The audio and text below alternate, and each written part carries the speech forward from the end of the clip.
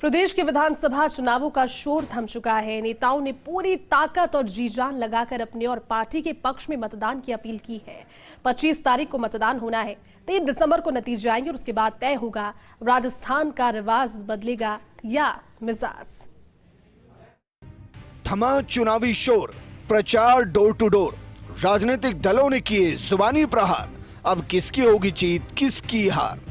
राजस्थान विधानसभा की 200 में से 199 सीटों पर होने वाले चुनाव के लिए प्रचार का शोर गुरुवार शाम 6 बजे थम गया। अब मतदाता शनिवार 25 नवंबर को ईवीएम का बटन दबाकर अपना फैसला सील बंद करेंगे। करीब एक पखवाड़े लंबे चुनाव प्रचार के दौर में दोनों प्रमुख पार्टियां कांग्रेस और बीजेपी ने पूरी ताकत झोंक दी। चुनावी सभाओं और रोड शो का दौर सुबह से लेकर रात तक चलता रहा। पूरे चुनाव प्रचार में मुकाबला कांग्रेस की 7 गारंटियों और बीजेपी की मोदी गारंटी के बीच दिखा। इनमें किसकी गारंटी ने मतदाता में भरोसा जताया, ये तो 3 दिसंबर को मतगणना वाले दिन ही पता चल पाएगा। खास बात यह है कि पूरे चुनाव प्रचार के दौरान कोई बड़ी कंट्रोवर्सी सामने नहीं आई। चुनावी भाषणों में बिगड़े बोल के छिटपुट मामले ही हुए, लेकिन कांग्रेस के एक बड़े नेता को ही इलेक्शन कमीशन को नोटिस भेजना पड़ा। चुनावी सभाओं में हंगामे या प्रचार के दौरान प्रत्याशियों के समर्थकों के बीच झड़प और मारपीट की कोई बड़ी घटना सामने नहीं आई। बीजेपी के चुनाव प्रचार की कमान मोटे तौर पर प्रधानमंत्री नरेंद्र मोदी ने संभाली, वहीं कांग्रेस की कमान मुख्यमंत्री अशोक गहलोत के हाथों में रही। ये दोनों ही ऐसे स्टार प्रचारक रहे जिन्होंने प्रत्यक्ष या अप्रत्यक्ष रूप से हर विधानसभा क्षेत्र को कवर किया। सभी नेताओं के चुनावी भाषण भी मोदी और गहलोत के इर्द गिर्द ही रहे। बीजेपी के निशाने पर गहलोत रहे तो कांग्रेस के निशाने पर मोदी। यूं तो बीजेपी के स्टार प्रचारकों में गृह मंत्री अमित शाह, राष्ट्रीय अध्यक्ष जेपी नड्डा, यूपी के सीएम योगी आदित्यनाथ समेत तमाम केंद्रीय मंत्रियों और बीजेपी शासित राज्यों के मुख्यमंत्रियों के ताबड़तोड़ दौरे भी हुए।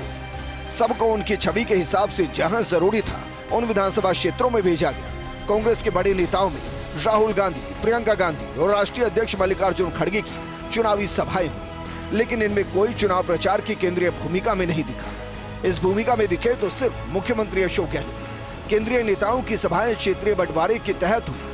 ये भी पहली बार हुआ कि राजस्थान आने के बाद भी सोनिया गांधी की कोई चुनावी सभा नहीं हुई और राहुल की जगह प्रियंका को प्रचारक की मुख्य भूमिका मिली। सोनिया की सभा नहीं होने के पीछे स्वास्थ्य कारण रहे। वैसे चुनाव प्रचार से ये वानगी मिल गई कि इस बार के विधानसभा चुनाव में मुकाबला कितना कड़ा है। दोनों ही पार्टियों ने कई स्थानीय नेताओं को स्टार प्रचारक बनाया था, लेकिन इनमें से ज्यादातर नेता अधिकांश समय अपने निर्वाचन क्षेत्र में ही फंसे रहे। केवल वसुंधरा राजे और कुछ हद तक पूर्व उप मुख्यमंत्री सचिन पायलट ही इससे छूट लेते दिखे।